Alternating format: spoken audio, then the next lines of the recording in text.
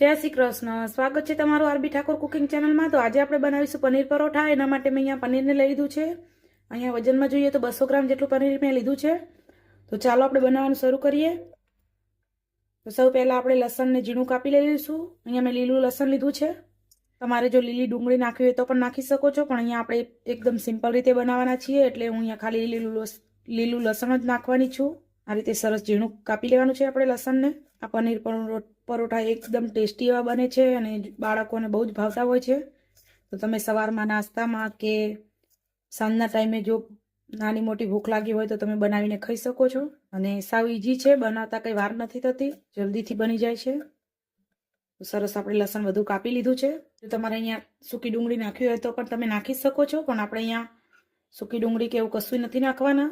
હવે આપણે પનીરને એક ડીશમાં ખમણી લઈશું. તો અહીંયા હું આદુ છીણવાની જે ખમણી આવે એ લઉં છું, જેથી કરીને આપણે પરોઠા વણતા સારું ફાવે એટલા માટે આપણે નાનું ખમણ કરવાનું છે. જોઈ શકો છો સરસ આ રીતે બધું પનીર આપણે ખમણી લેવાનું છે. પનીર પણ મેં ઘરે જ બનાવ્યું છે. જો તમારે આની રેસીપી જોતી હોય તો તમે મારી ચેનલ આરબી ઠાકોર કુકિંગ ઉપર જઈને જોઈ શકો છો.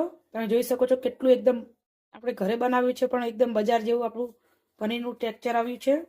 બધું જ પનીર આપણે સરસ ખમણી લીધું છે, તમે જોઈ શકો છો. હવે આપણે આની અંદર મસાલા કરવાના છે. અહીંયા આપણે લીલા ધાણા કાપી લઈશું. પનીર પરોઠામાં તમારા પસંદના શાકભાજી જો તમારે નાખવા હોય તો પણ તમે નાખી શકો છો. એ પણ બહુ જ મસ્ત સ્વાદ આવતો હોય છે, પણ હું અહીંયા શાકભાજી વધારે નથી નાખવાની. અને એક લીલા મરચાંને કાપી લઈશું. આ મરચાં બહુ તીખા નથી હોતા. જો આપણે બાળકો માટે બનાવતા હોય તો આ મરચાં નાખવાના, અને મોટા માટે બનાવતા હોય તો આપણે તીખા મરચાં પણ નાખી શકીએ છીએ. પણ હું અહીંયા નાના છોકરાઓ માટે બનાવું છું એટલા માટે અહીંયા નથી નાખી રહી તીખા મરચાં. આ રીતે અંદરથી ડીટીયાનો ભાગ આપણે કાઢી લેવાનો છે અને સરસ ઝીણું કાપી લઈશું આપણે મરચાંને પણ. અને આપણે બીનો ભાગ પણ કાઢી લઈશું જેથી કરીને તીખાશ ના આવે. જો તમે તમારે તીખું કરવું હોય તો તમે બી ના કાઢો તો પણ ચાલે. આ મરચું આમે બહુ તીખું નથી હોતું, પણ અહીંયા મેં તેમ છતાં બી કાઢી લીધા છે. સરસ ઝીણું કાપી લઈશું આપણે મરચાંને. આપણે મરચાંને સરસ આ રીતે ઝીણું કાપી લીધું છે. તો ચાલો હવે આપણે આમાં મસાલા કરી લઈએ.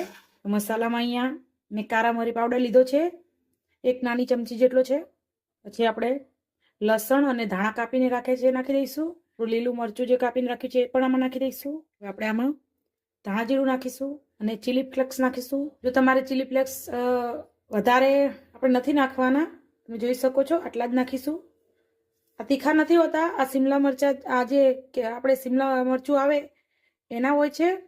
આ બહુ તીખા નથી હોતા. હવે આપણે આમાં સ્વાદ પ્રમાણે મીઠું નાખીશું. આપણે લાલ મરચું નથી નાખવાના, કેમ કે આપણે બીજા લાલ મરચું કે એવું નહીં નાખીએ, કેમ કે આપણે આ ચીલી ફ્લેક્સ નાખ્યા છે, પછી લીલું મરચું નાખ્યું છે અને કાળા મરી નાખ્યા છે, એટલે તીખાશ બેલેન્સ થઈ જશે. અને જો તમારે તીખું કરવું હોય તો તમે કાળા મરી પાવડર થોડોક વધારે નાખજો. સરસ બધું મિક્સ કરી લેવાનું છે. આપણે છીણેલું હોય એટલે મસ્ત બધું સરસ મિક્સ થઈ જાય છે, વાર નથી લાગતી.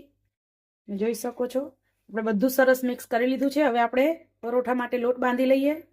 તો અહીંયા આપણે ઘઉંનો ઝીણો લોટ લઈ લીધો છે, રોટલીનો જે આવે એ જ. તો હવે આપણે એમાં નાખીશું સ્વાદ પ્રમાણે મીઠું. થોડા એવા આપણે ચીલી ફ્લેક્સ આમાં પણ નાખીશું. આ તીખા નથી હોતા, પણ દેખાવમાં બહુ જ મસ્ત દેખાય છે એટલા માટે આપણે નાખીએ છીએ. હવે આપણે આમાં અહીંયા હું 1 ચમચી જેવું ઘી નાખીશ. જો તમારે ઘી નાખવું ન હોય અને તેલ નાખવું હોય તો પણ તમે નાખી શકો છો. બધું સરસ આપણે પહેલાં મિક્સ કરી લઈશું આ રીતે, જેથી કરીને આપણા પરોઠા એકદમ ખસ્તા બનશે. આપણે બધું સરસ મોરણ દઈ દીધું છે. હવે આપણે આનો સેમી સોફ્ટ લોટ બાંધીશું.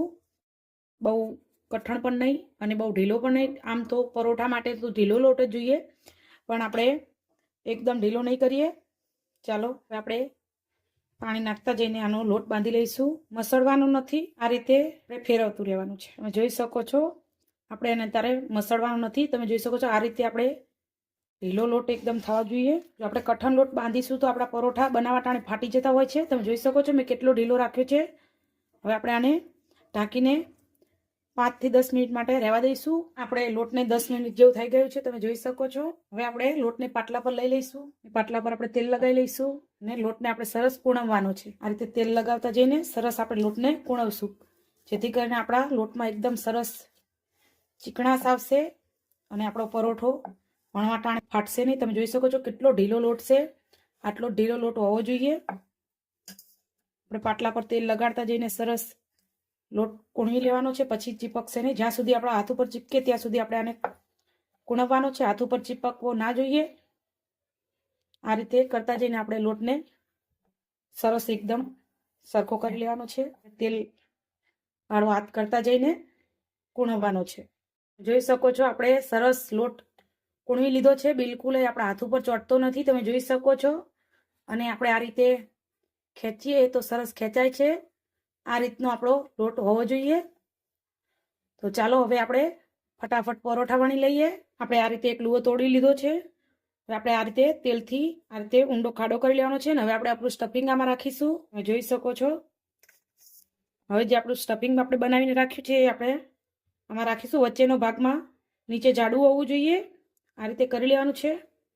અને જે આપણે પનીરનું સ્ટફિંગ બનાવીને રાખ્યું છે એ આપણે આમાં ભરી દઈશું. જોઈ શકો છો સરસ ભરવાનું છે. આપણે હવે ધીરે ધીરે આપણે આ લોટને આ રીતે ઉપર લઈ જવાનો છે. જો આપણો ઢીલો લોટ હશે તો સરસ જ બનશે, બિલકુલ જ ચોટશે નહીં. કઠણ હશે તો આપણે પરાઠામાંથી નીકળી જશે. જોઈ શકો છો વચ્ચે જો આપણને એવું લાગે કે હાથમાં ચોટે છે લોટ તો આપણે ઉપર તેલવાળો હાથ કરી લેવાનો. ચાલો હવે હળવા હાથે આપણે પરાઠાને વણી લઈશું. જો અને તમારે વણવું ના હોય તો તમે હાથથી પણ આ રીતે ફેલાવી શકો છો. આપણે એટલે ઢીલો લોટ રાખ્યો છે. જોઈ શકો છો બિલકુલ આપણો પરાઠો આ રીતે ફાટશે નહીં. અને જો વેલણથી વણવું હોય તો વણી પણ શકીએ છીએ આપણે, પણ હળવા હાથે વણવાનું અને વચ્ચેથી વણતું વણતું સાઈડ બાજુ જવાનું, જેથી કરીને આપણો પરાઠો ફાટે નહીં.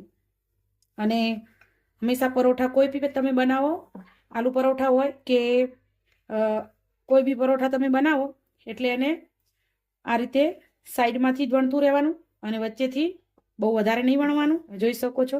અને સરસ આપણો પરાઠો વણાઈ ગયો છે, તમે જોઈ શકો છો. ચાલો હવે ફટોફટ આપણે જોઈ શકો છો સરસ વણાઈ ગયો છે. અને તમે અલગ અલગ શેપ પણ આપી શકો છો. અહીંયા આપણે નોર્મલ ગોળ જ શેપ રાખ્યો છે. ચલો હવે આપણે અને શેકી લઈએ. આપણી લોઢી સરસ ગરમ થઈ ગઈ છે. હવે આપણે આપણા પરોઠાને નાખી દઈશું.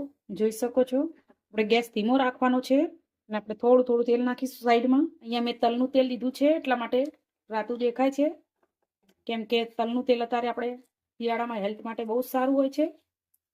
તમે તેલ કે ઘી કોઈ પણ વસ્તુ લઈ શકો છો. હવે આપણે એને હવરેકથી પલટી લઈશું. જોઈ શકો છો આ રીતે.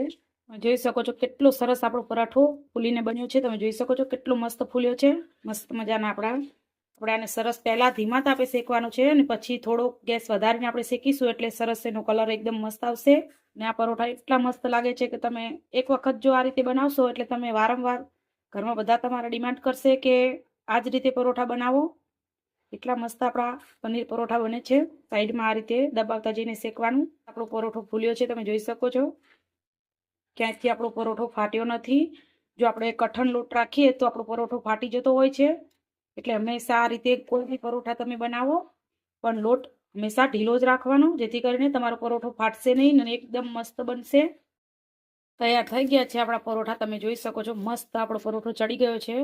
ચાલો ગરમા ગરમ આપણે એને ઉતારી દઈશું અને ગરમા ગરમ સર્વ કરીશું. આપણે પરોઠાને કટ કરી લઈશું અને બતાવું કેટલું મસ્ત આપણું પરાઠાનું સ્ટફિંગ છે. તમે જોઈ શકો છો. આમ પનીર જેને ભાવતું હોય ને તો આ પરોઠા બહુ જ ભાવે અને આમ એકદમ જોઈને મોઢામાં પાણી આવી જાય. જો જોઈને મોઢામાં પાણી આવી જાય તો તમારા ઘરે જરૂરથી આ એક વખત રેસીપી ટ્રાય કરજો. જોઈ શકો છો. તમે આમાં ચીઝ પણ નાખી શકો છો. તમને જો ભાવતું હોય તો તમે ચીઝ પણ આમાં નાખી શકો છો. એ પણ મસ્ત લાગે છે. ચાલો આપણે સર્વ કરી દઈએ. તો તૈયાર છે. એકદમ ખાવાની મજા જ પડી જાય એવા આપણા પનીર પરોઠા, જેને તમે ટમેટો કેચઅપ કે ચા સાથે ખાઈ શકો છો.